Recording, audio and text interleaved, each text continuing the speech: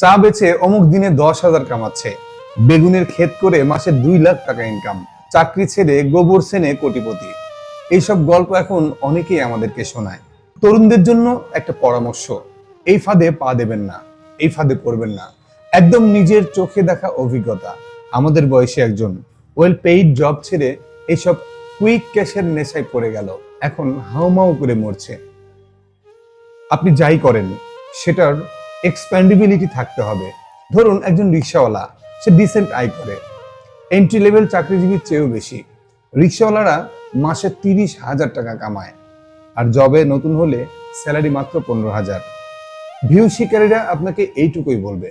পরের হিসেবটা ভাবুন, ওই রিক্সাওয়ালা তার ইনকাম ডাবল করতে চায় বা নিজের পক্ষে আর একটু বাড়াতে চায়, তার জন্য একমাত্র অপশন রিক্সা চালানোর সময়টা বাড়িয়ে দেওয়া।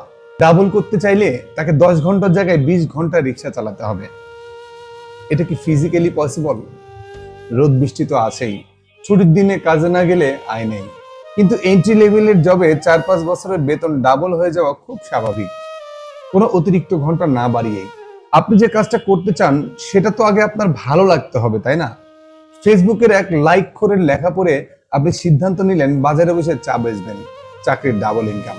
ভেবে দেখুন, আগামী 30 বছর আপনি কাপ পিরিচ আর চুলা নিয়ে চা বানাতে রাজি আছেন কিনা। লাইফস্টাইলের ব্যাপার তো আছেই। আপনার যখন তেমন কোনো ইনকাম ছিল না, তখন আপনি বাইক চালাতেন, সামনে টাকা হবে, গাড়ি কিনবেন।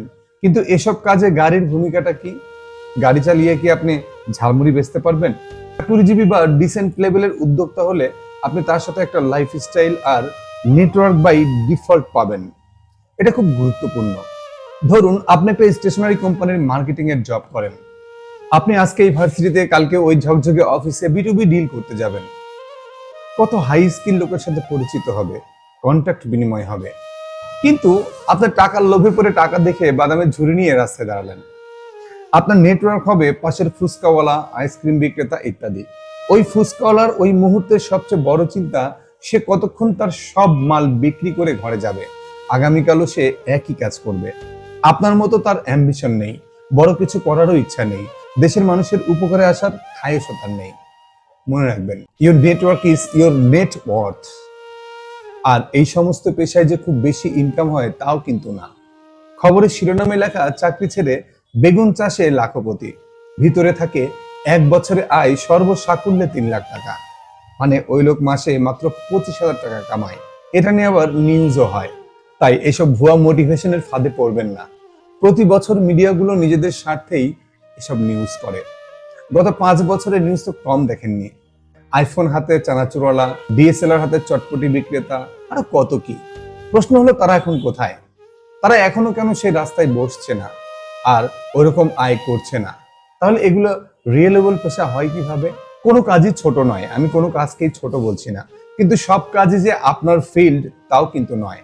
আপনার কাছে খুব ভালো একটা প্ল্যান আছে, কিন্তু 50,000 টাকার জন্য আপনি এগোতে পারছেন না। এখন আপনি যদি মাছ কুটে চানাচুর বেচে ওই 50,000 টাকা জোগাড় করে ফেলতে পারেন, তাহলে সেটা ঠিক আছে। কিন্তু যেভাবে এইসব পেশাকে সরাসরি একটা ওয়েল পেইড জবের বিকল্প হিসেবে দেখানো হচ্ছে, তা মোটেও রিয়েলিস্টিক নয়। তাই বলবো, ভিউ শিকারীদের কথার ফাঁদে পা দেবেন না।